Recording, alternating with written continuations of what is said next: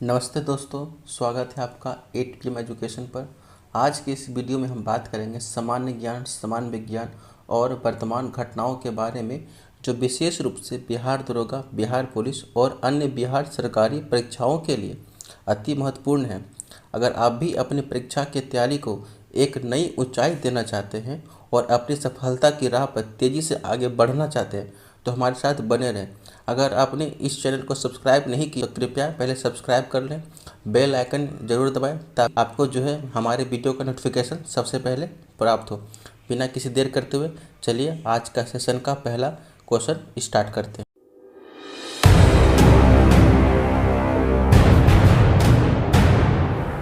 आज का पहला क्वेश्चन है, मशरूम किसका उदाहरण है। मशरूम जो है आपका किसका उदाहरण है? तो मशरूम जो है वो क्या है? एक कवक या फंगी, कवक बोलते हैं, इंग्लिश को फंगी बोलते हैं। मशरूम जो है वो क्या है? कवक है।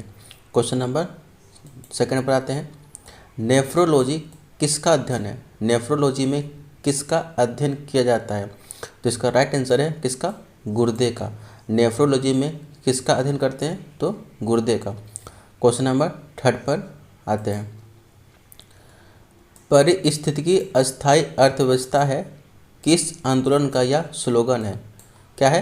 पारिस्थितिकी अस्थायी अर्थव्यवस्था है किस आंदोलन का यह स्लोगन है? यह स्लोगन किसका? चिपको आंदोलन, ऑप्शन बी। क्वेश्चन नंबर 4 पर आते हैं, विश्व ओजोन संरक्षण दिवस कब मनाया जाता है? विश्व ओजोन संरक्षण दिवस कब मनाया जाता है?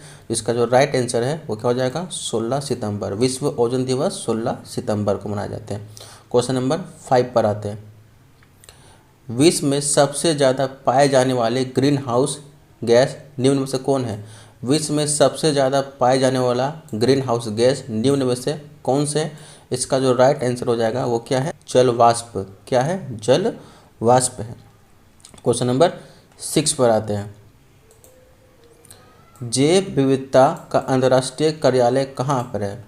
जैव विविधता का अंतर्राष्ट्रीय कार्यालय कहाँ पर है? इसका जो राइट आंसर क्या है? रोम। क्या है? रोम। क्वेश्चन नंबर 7 पर आते हैं, निम्न में से कौन सी जड़ नहीं है? निम्न में से कौन सा रूट का उदाहरण नहीं है? गाजर, मूली, अदरक, चुकंदर में से कौन जड़ नहीं है? तो इसका जो राइट आंसर है वो क्या है? अदरक। अदरक क्या है? जड़ नहीं है, तना है। बाकी गाजर, मूली, चुकंदर सब जड़ का उदाहरण है। क्वेश्चन नंबर 8 पर आते हैं, किसकी कमी के कारण बच्चों में रिकेट्स होता है? किसकी कमी के कारण बच्चों में रिकेट्स होता है? तो इसका हो जाएगा आपका विटामिन डी, यानी कि 8 का हो जाएगा डी। विटामिन डी की कमी से जो है बच्चों में रिकेट्स होता है। क्वेश्चन नंबर 9 पर आते हैं, मानव की जिसको बाइल कहते हैं, जो एक हरे पीले रंग का तरल है, इसकी प्रकृति कैसी है? तो इसकी प्रकृति कैसी है? अम्लीय, यानी कि नेचर में एसिडिक है, अम्लीय है। क्वेश्चन नंबर 10 पर आते हैं, किस शासक ने अपने गुलामों के लिए एक अलग से विभाग स्थापित किया था? इसका जो है आंसर हो जाएगा फिरोज शाह तुगलक। फिरोज शाह तुगलक ने गुलामों के लिए अपना अलग विभाग स्थापित किया था। क्वेश्चन नंबर 11 पर आते हैं, दमदमापुरा स्थल किस प्रदेश में स्थित है? दमदमापुरा स्थल किस प्रदेश में स्थित है? इसका जो राइट आंसर है वो हो जाएगा उत्तर प्रदेश। क्या हो जाएगा? उत्तर प्रदेश। क्वेश्चन नंबर 12 पर आते हैं, भारत में सिंचाई की सबसे लंबी नहर का नाम क्या है? इसका जो राइट आंसर होगा वो है इंदिरा गांधी नहर। कौन सा हो जाएगा? इंदिरा गांधी नहर। क्वेश्चन नंबर 13 पर आते हैं, निम्न में से कौन सा एक छोटे सिंगल साइट नेटवर्क को संदर्भित करता है? निम्न में से कौन सा एक छोटे सिंगल साइट नेटवर्क को संदर्भित करता है? तो कौन हो जाएगा? लोकल एरिया नेटवर्क, यानी कि लैन। ये क्या? छोटे के लिए, इससे बड़े के लिए वैन है, वाइड एरिया नेटवर्क। लोकल के लिए local area network. Question number 14 पर आते हैं, द्वंद्व न्याय या डायलेक्टिक्स शब्द किसका संकेत करता है? ठीक है, सैद्धांतिक संघर्ष किसका करता है? द्वंद्व न्याय सैद्धांतिक संघर्ष की ओर संकेत करता है।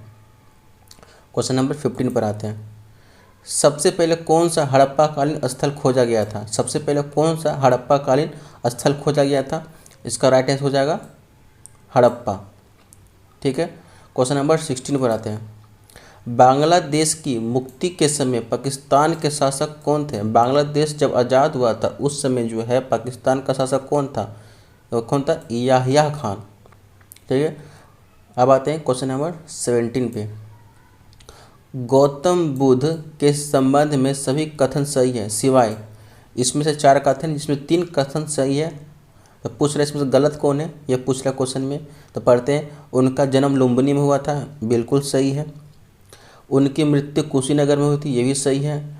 उन्हें ज्ञान की प्राप्ति राजगिरी में हुई थी, यही गलत है। उन्हें ज्ञान की प्राप्ति कहाँ हुई थी? बोधगया में हुई थी।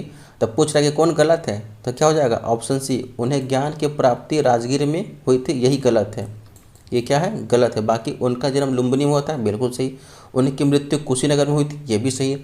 उन्हें ज्ञान की प्राप्ति बोधगया में हुई थी, ये भी सही है। अब आते हैं क्वेश्चन नंबर 18 पे।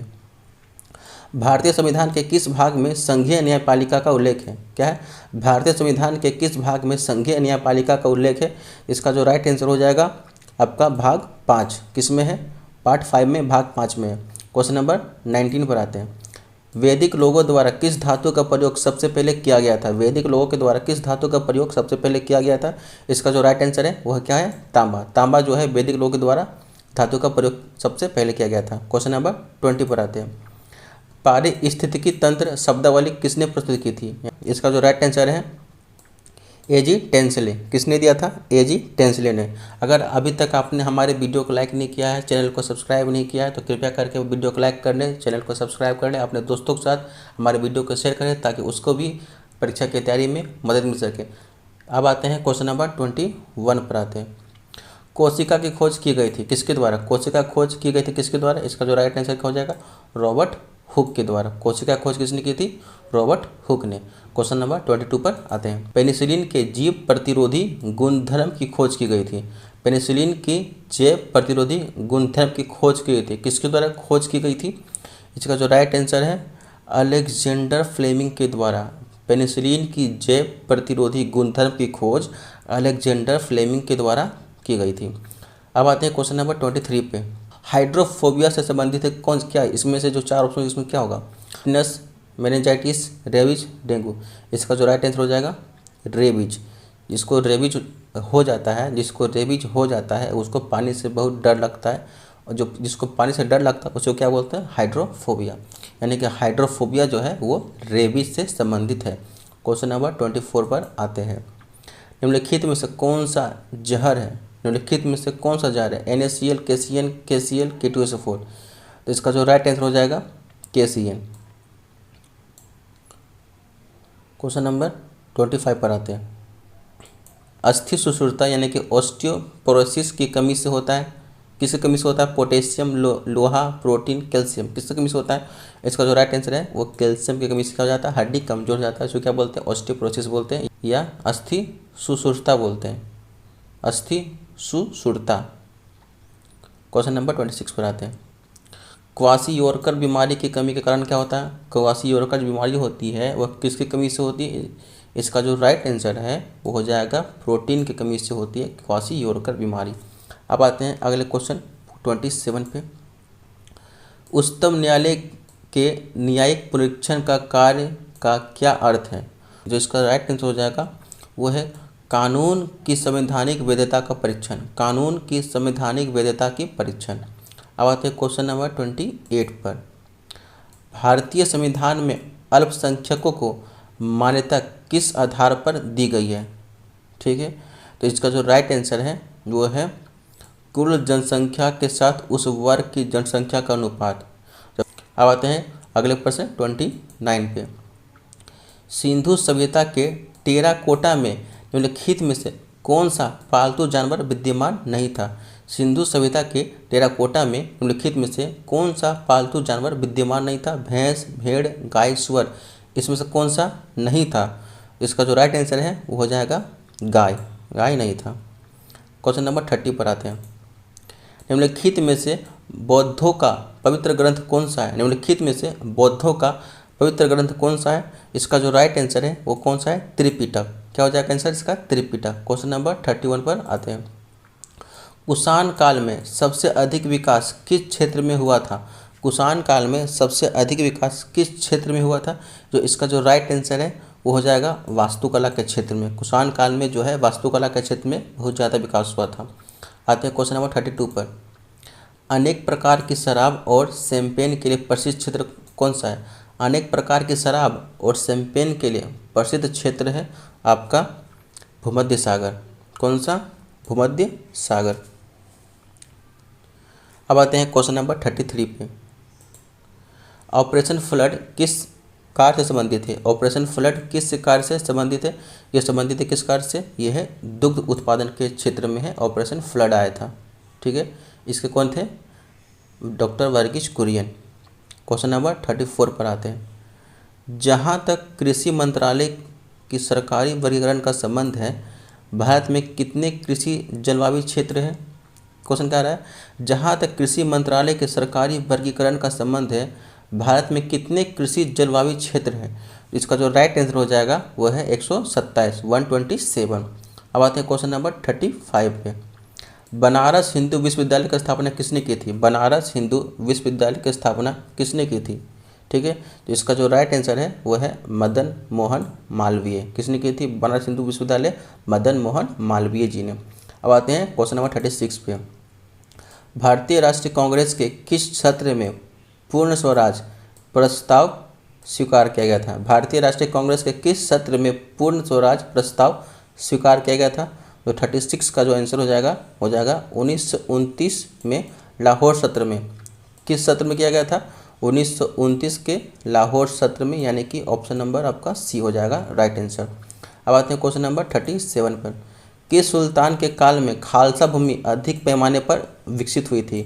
क्वेश्चन है कि किस सुल्तान के काल में खालसा भूमि अधिक पैमाने पर विकसित हुई थी? इसका जो राइट आंसर हो जाएगा वो हो जाएगा अलाउद्दीन खिलजी के शासन काल में।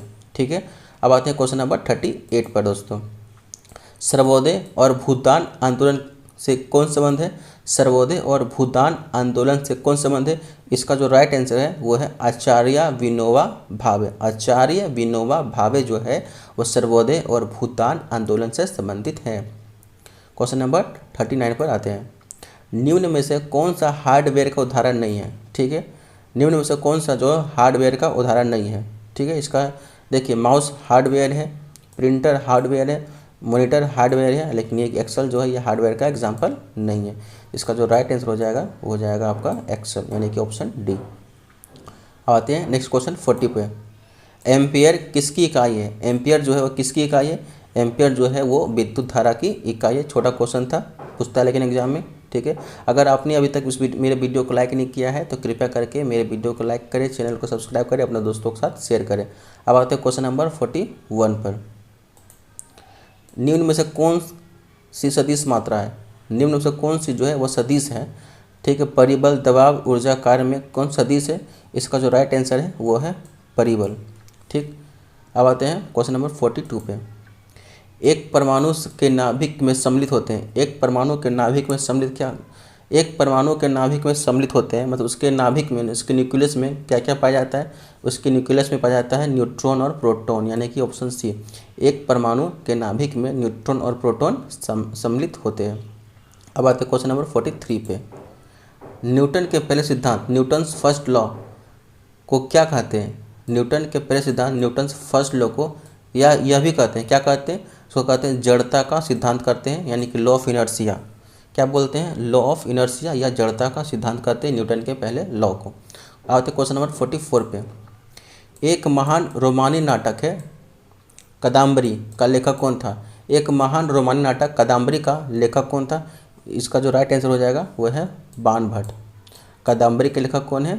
तो बाण भट्ट है, यानी कि ऑप्शन ए। अब आते हैं क्वेश्चन नंबर 45 में। आय और उपभोग में किस प्रकार का संबंध है? आय और उपभोग में किस प्रकार का संबंध है? यह क्या है? प्रत्यक्ष संबंध है। आय और उपभोग में प्रत्यक्ष संबंध है। क्वेश्चन नंबर 46 पर आते हैं। वयस्क मानव में रुधिर की सामान्य मात्रा कितनी होती है? वयस्क मानव में जो होती है खून की मात्रा कितनी होती है? इसका जो राइट आंसर है वो क्यों हो जाएगा 5 लीटर। आते हैं क्वेश्चन नंबर 47 पे। ओहो, इसने फिर से इस क्वेश्चन में गलती कर दिया। यहाँ 47 को नहीं लिखा, 46 लिखा। वयस्क मानव में रुधिर की समान मात्रा कितनी होती है? तो इसका आंसर हो जाएगा 5 लीटर।